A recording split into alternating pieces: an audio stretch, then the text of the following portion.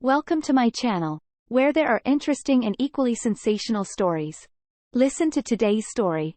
Technology means we're constantly accessible and available. It also makes it easier to cheat and even easier to get caught. All it takes is texting the wrong person at the right time. So why do people even try? What's the appeal? Let's try to answer these questions today on our space. Up first, a cheater's slip-up turns out to be the most liberating experience to ever happen to Op. Man's wife accidentally texted him instead of her affair partner. This was posted 10 years ago, but the OP has since deleted his account. Another time capsule of Reddit a decade ago. Apparently, I missed my wife's lover by only a few minutes. I found out when she texted me accidentally instead of him. Reddit? When did you know for sure it was over? I went on a business trip this weekend and got home at 6:25 a.m. I didn't want to wake her or the kids, so I sat quietly in the living room watching TV. A few minutes later, I get a text from her. Thanks for staying over, babe. I love sleeping next to you. Obviously, I wasn't here last night. I'm still on the couch and haven't responded. I think she went back to sleep and has no idea she accidentally texted me. Monday, July 30, 2012. I had to go to work before confronting her. I think it was better anyway. Since it gave me time to think about what to say instead of rushing to anger, I asked my assistant to go to the 711 next door and see if they have Shinerbach. If they don't, I'll ask him to go as far as Publix. For science. Edit. We didn't find any. She finally texted me at work and said that her girlfriend stayed over. I didn't respond. 3 p.m. Eastern. Update, Tuesday, July 31, 2012. I left work last night and went to dinner with one of my work partners. I didn't say a word to my wife when I came to bed. In the morning, I mentioned the text after I woke up.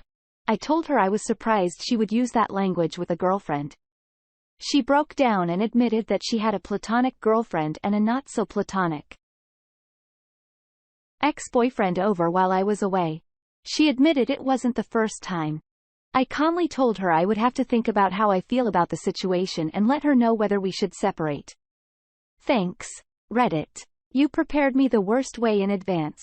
It's nice to get the hive mind's opinion sometimes before jumping into a rash and complicated situation or acting brash and angry as a reaction. I really appreciate everyone's comments and help figuring out the next steps. Here's some relevant comments.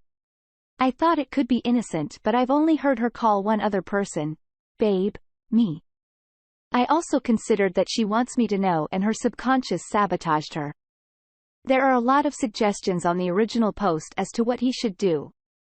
Update post, August 3, 2012, title.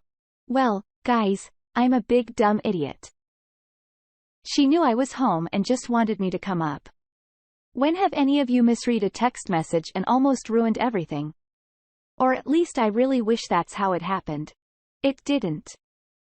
Turns out I was right when I posted this thread. I missed her longtime lover by just under 15 minutes. Kudos to a specific editor for suggesting this clever title in the original thread. Edit. Guys, before I moved out, I saw 2 lawyers and talked to an old frat buddy lawyer in my state who also happens to work at the state attorney's office. They all said that moving out won't hurt my case by pulling all of my finances away from the family would. That's abandonment. Leaving an unsafe situation for the good of you or your children isn't abandonment. F me. Right? I'm very sorry to abandon Reddit without an update to this thread since Tuesday. A hazy fog of disbelief has clouded my world. Everything happy has disappeared. The quiet nuclear family life, 2 kids, a dog, a 4-bedroom home in the suburbs. Since Tuesday morning, I have learned that this happened before. She took him to an expensive hotel on the beach near our home to eat at the award-winning restaurant. I introduced her to this place on her anniversary last year. She revealed to me that she is interested in a swinger lifestyle. And she's already been to swinger clubs with him and a girlfriend. She wants to keep our marriage together, but wants to keep the lover as well. The funny thing is, I'm not a jealous person. Neither am I controlling or demanding or think that I can force someone to love only me. If she hadn't gone secret agent on me and tried to hide it, I would have considered it. I moved out from the home and into my office until I can find a condo or apartment close to our primary home and my daughter's school. I've given my lead engineer all of our bank info so he can run the company in case I get help up with any problems. I wonder how many editors were hoping it was just a mistake. Alas, life sometimes has a way of being Ashford entirely predictable as you imagined it would. Another relevant comment or information about what went down. I wasn't going to move out originally. A lot happened since Tuesday night. During one of our discussions about this lover, things turned argumentative, then violent. She has history of violence. Names were called, fists were thrown, and eventually objects were broken. She called the police and claimed she wanted me out. The police sided with me and said there was no evidence I abused her, so they can't ask me to leave my own home. My daughter watched, not able to go to bed, while the police questioned Daddy. I left for a friend's house and got severely drunk on whiskey. The next morning, I returned home and demanded she leave. She left for about 20 hours while I took care of the kids. She came back at night and locked herself in the bedroom. And texted me that the kids needed her, and she can't abandon them. I told her there is no way to live with the violence, and one of us had to leave. Sadly, I had to be that person. I have been going to the house every morning to wake up with them and at night to put them to bed, the kids that is. I will rent a new place that can hold all of us and move there in the next few weeks. Then she can move wherever she can afford on her own. People in the comments criticize him for leaving, but most agree he did the right thing. Thank you. It's not like it was an easy decision to make, and I pray it doesn't bite me in the butt later. But you know what would be worse? Staying. Getting in another fight. Having the police come again and having not so understanding police officers again. You know what would be worse than losing my house in the divorce? Going to jail because the police believed her story.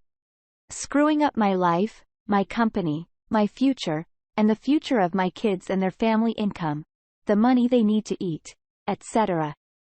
Staying would be so much worse. The rest of it I could deal with.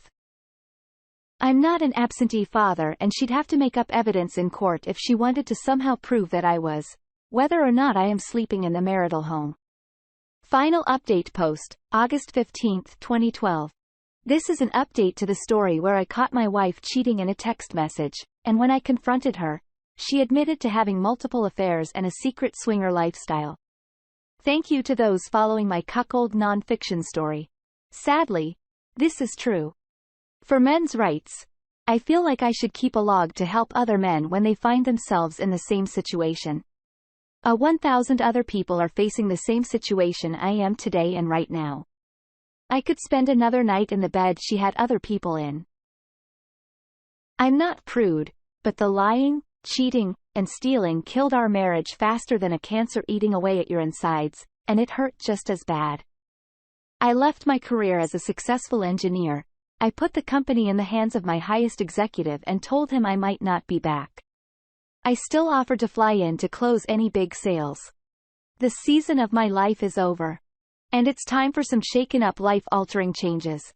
I have a $100,000 in open personal credit, $50,000 in open company credit, a paid-off car. It's a Lexus ISF. Thanks for asking. Enough savings and residual income do not work for 6 months. 2 kids who depend on me in every way financially and stability-wise.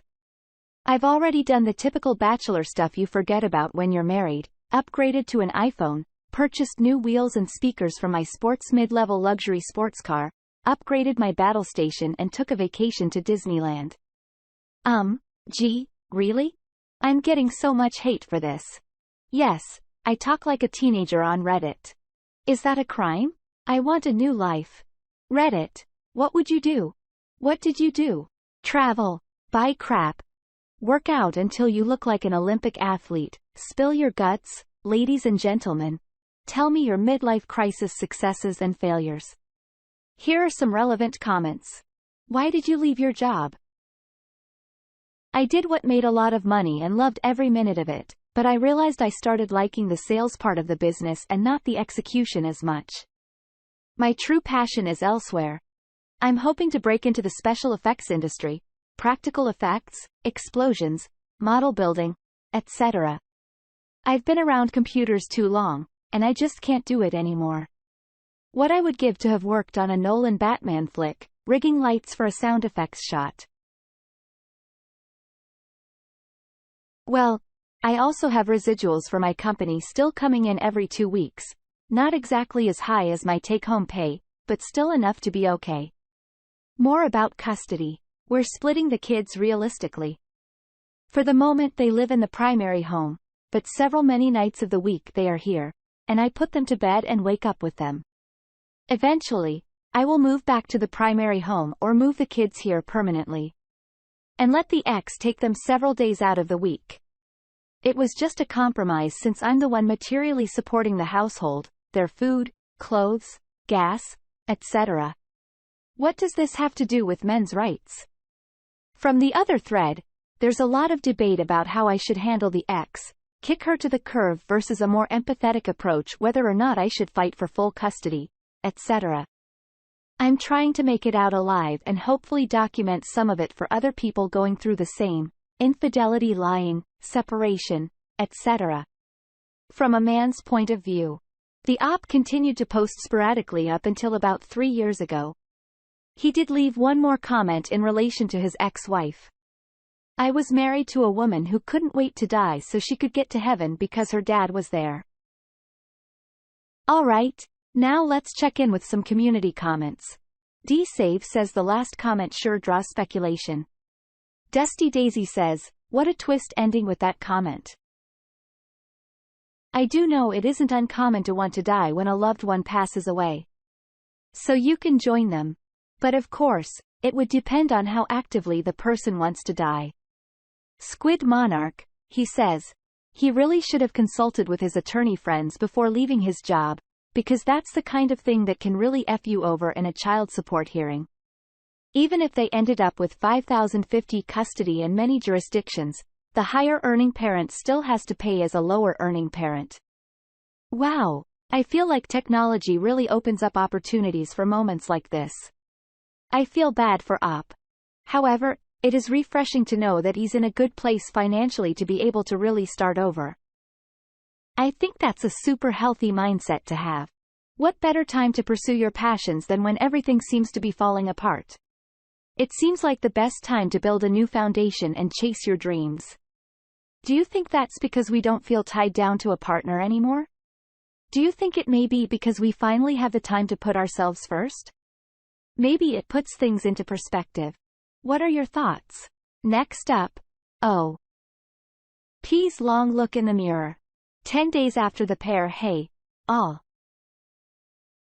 It's been exactly 1 month since D-Day when my husband, 30 male, of 2 years. 9 total told me 29 female that he had feelings for his new coworker. He is a first responder that works long hours, and this person became his new partner 3 months prior.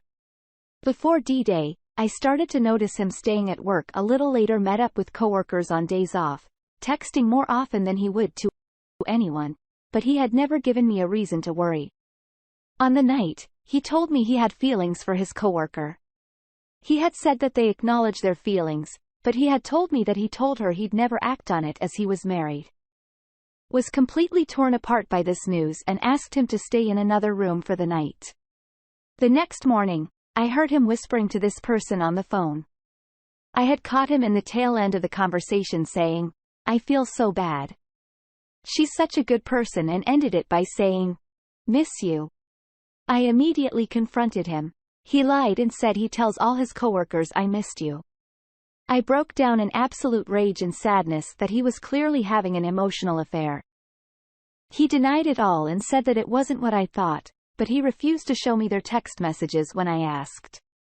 He then goes on to tell me that he has been unhappy for a year and that he wants to work on our marriage. While we had been through 3 of his traumatic surgeries, his alcoholism, we had stable marriage, and this shocked me. In that moment, I asked him to cut her out of his life, change shifts, block her, anything, and he refused and said, "She's a good friend that I can't cut out of my life." That was enough for me to leave for a week and stay with my parents. While I was at my parents', he officially confirmed that he wanted a divorce. When I returned back home, I tried to have a civil conversation with him, and he asked that he'd please respect me while I'm still here, and not be with her. He agreed and said that he was going to stay at our close friend's place. Turns out he stayed at her apartment for the week. 7 days after he officially ended it with me, I received a Facebook message from a fair partner's husband, notifying me that my husband and the fair partner are dating. I confronted my husband and he said, "Yeah, she's my girlfriend." 10 days after the marriage ended, and he told me he's just trying to be happy. You should try to be happy. He won't admit that he did anything wrong during the marriage to lead to a relationship directly after we were done, and will not acknowledge he left me for her. He won't acknowledge how crappy it is that he moved on so quickly. I've been gaslit by him, so any insight from those who've experienced similar would be greatly appreciated. Update. Wayward husband's bid for a final pick-me dance. I probably post here more than I should, but I thought you'd all get a chuckle out of this. I was packing my house this past week for the final move out, and I had notified my wayward husband that this would be happening as a courtesy. He opted to avoid me and my parents by sleeping over at a fair partner's apartment for the week, which I was okay with, seeing as little of him as possible. One day, he texted me asking when I'll be at the house, and I responded that I'd be there all day in order to accomplish everything. He then asked if it's okay that his affair partner, new girlfriend, drops him off and waits for him to pick up a few things if I were a man in the house. I had to laugh because he somehow formed this completely avoidable situation in hopes that I'd create further drama for them to feed off of. I told him I didn't care what he did. When he came by, I was blasting music and stayed on task in a far-off bedroom. You should have seen his disappointment when I didn't approach him or make a scene. He comes up and goes, "Are you going to talk to me?" And he gave him a cold shrug. He tried to make small talk and I shrugged it off. I had to laugh at the disappointed look he had as he left. Poor cheater couldn't have his cake that day. Update. APs are just dirty mattresses. Possibly my most unhinged post yet, but I'm riding this wave as it comes. My wayward husband is in the process of refinancing our house and in his name in order to pay me out. He and I have had mostly no contact since we separated, and I moved out of state, but it did let him trigger me this week with his instigating texts. I felt really bad about responding to it, but tried to snap out of it. Yesterday, he boards me the appraisal, and since this is my first experience with a refinance, I didn't realize there would be photos of the home from the appraisal, which was after I had moved out. On top of the house being an absolute disaster, I noticed that he dragged the master bedroom mattress back into the house from the garage, which I put out there to go to the dumpster after I moved out. Prior to his affair and our separation, my wayward husband and I discussed getting a new mattress as it was almost 10 plus years old and a freebie from my grandma's house. He hated this mattress, preferred the guest bedroom mattress, and so I didn't think twice about throwing it out when I moved out. So seeing this mattress in the photos, laying on the empty bedroom on the floor with the crumpled blankets, I knew it was for him and a fair partner. This 30-year-old man dragged our decade-old used mattress back from the dirty garbage for her to lay on. So here's your sign that our waywards aren't treating the affair partners better. They aren't going to treat them better.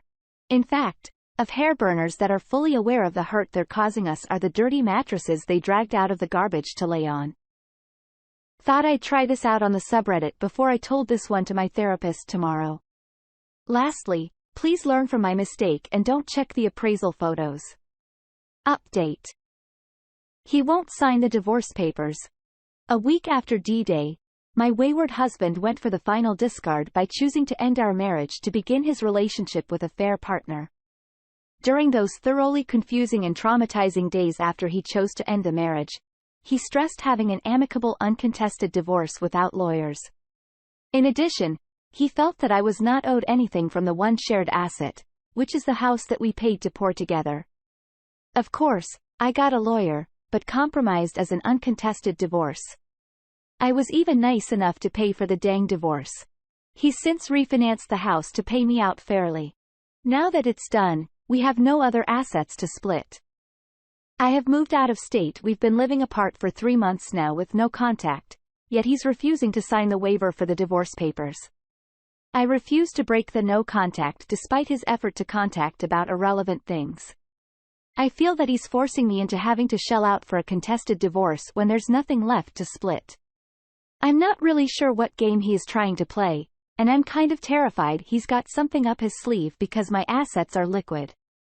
I can't understand after he discarded me and said vile things to me, why he'd wanted to delay the process. He couldn't wait to flaunt a fair partner on Facebook days after he told me to F off and pack your crap and get out. While a fair partner is gleefully planning out their trashy wedding on Pinterest, I feel like I'm going insane. Update: divorce to cheat her today. Update: today is the day. 1 year ago, I found my way where her husband was having an affair with his coworker. Today, after the most painful year of my life, I have officially divorced my cheating husband. I'm not going to say that this process went perfectly, and I'm not going to say I always said or did all the right things, but I can't help but be extremely proud of myself given the circumstances.